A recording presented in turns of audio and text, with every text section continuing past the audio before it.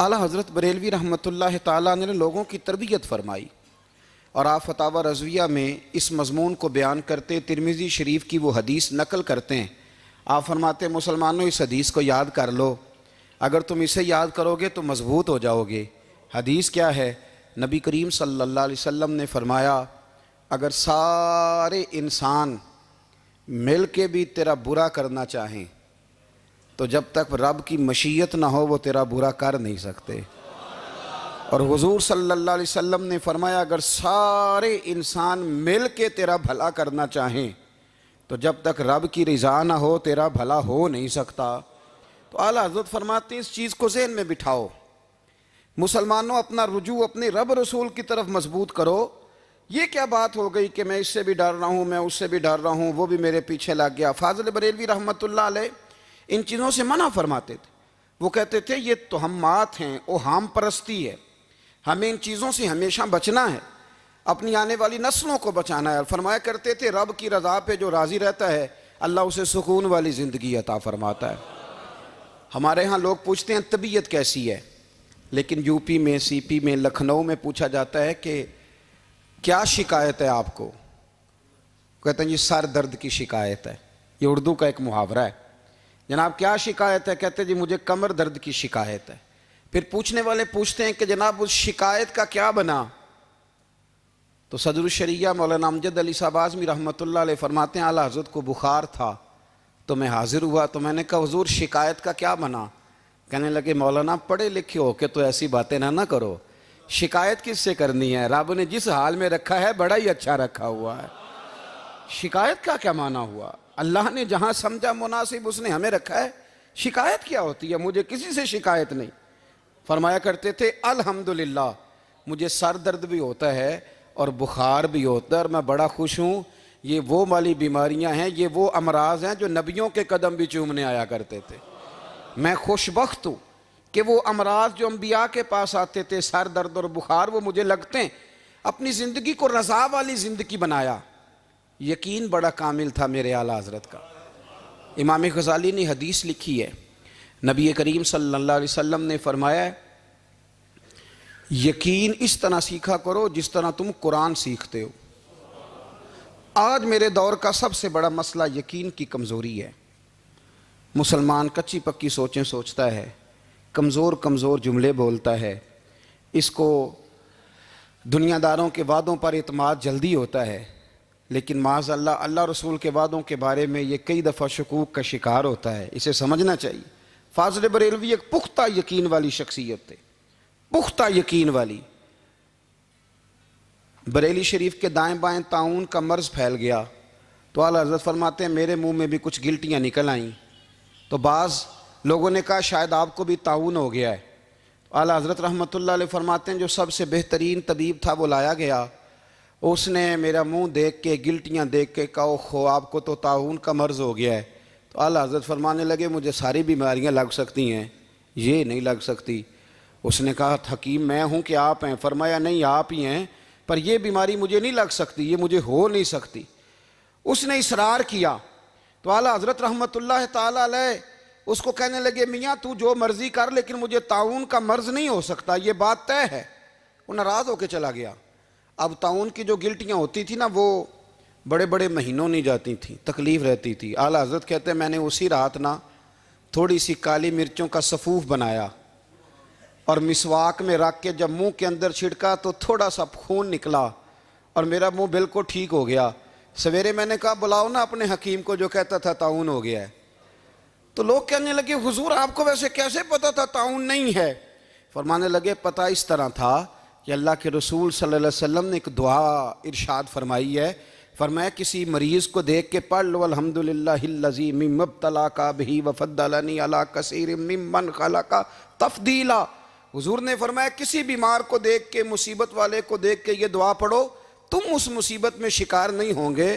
فرمانے لگے میں نے طاعون کے مریض کو دیکھ کے دعا پڑھ لی تھی، تارے ٹوٹ سکتے ہیں، چاند گر سکتا ہے، سورج اپنی جگہ چھوڑ سکتا ہے، پر مدینے والے محبوب کی بات غلط نہیں ہو سکتی۔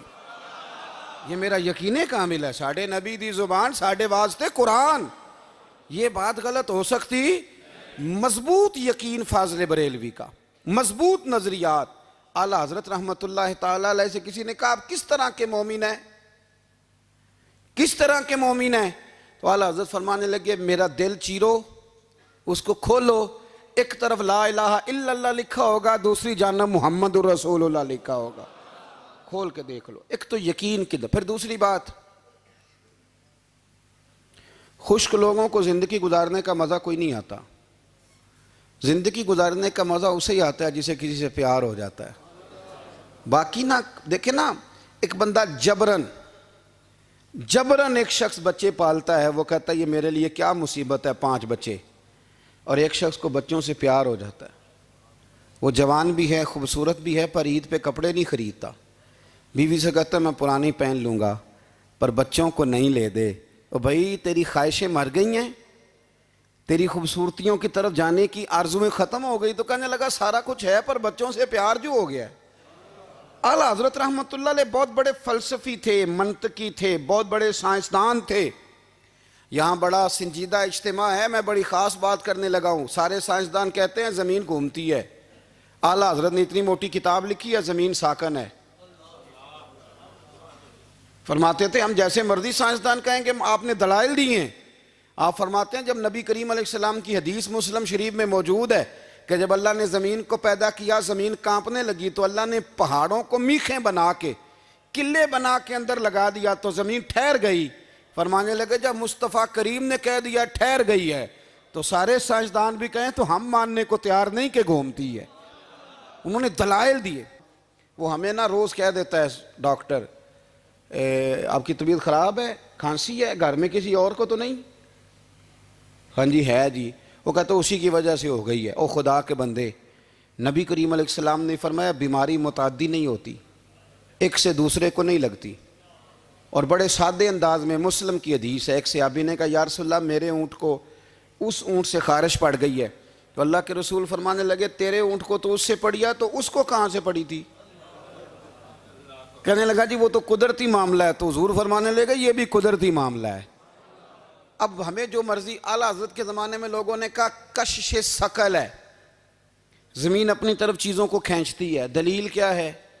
وہ کہنے لگے جی سیب گرتا ہے تو زمین پہ, آم گرتا ہے درخت سے تو زمین پہ, امرود گرتا ہے تو, انار گرتا ہے تو زمین میں کشش ہے, کھینچ لیتی ہے. اعلیٰ حضرت فرمانے لگے شاباش, سائنسدان جو کہیں گے ہم مانیں گے.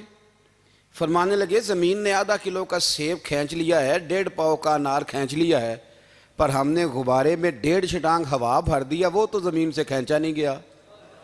یہ کس قسم کی کش سے ثقل ہے؟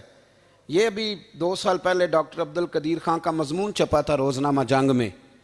وہ کہتا ہے مجھے وہ مولوی چاہیے تھا جس کے پاس قرآن حدیث بھی ہو اور سائنس کے علوم بھی ہوں. کہتا میں نے زمانے کے دروازے کھٹکھٹائے, پھر میں پہنچا بریلی کے امام کے پاس, اور کہتا ہے وہاں جا کے نہ میں ٹھہر گیا ہوں, اس لیے کہ مجھے قرآن و سنت کا نور بھی ملا ہے اور مجھے سائنس کے رموز بھی ملے ہیں.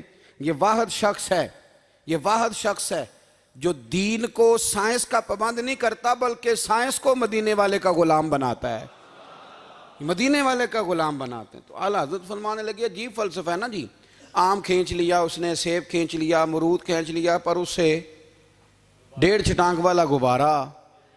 تو لوگوں نے کہا حضور پھر مسئلہ کیا ہے؟ آپ فرمانے لگے مسئلہ یہ ہے کہ ہر چیز اپنی اصل کی طرف لوٹ جاتی ہے. ہر چیز اپنی, سیب امرود انار زمین سے پیدا ہوتے ہیں تو زمین پہ گرتے ہیں. ہوا کی اصل اوپر ہے, اس لیے جب غبارے میں ہوا بھریں گے تو ہوا اس کو اوپر لے جائے گی.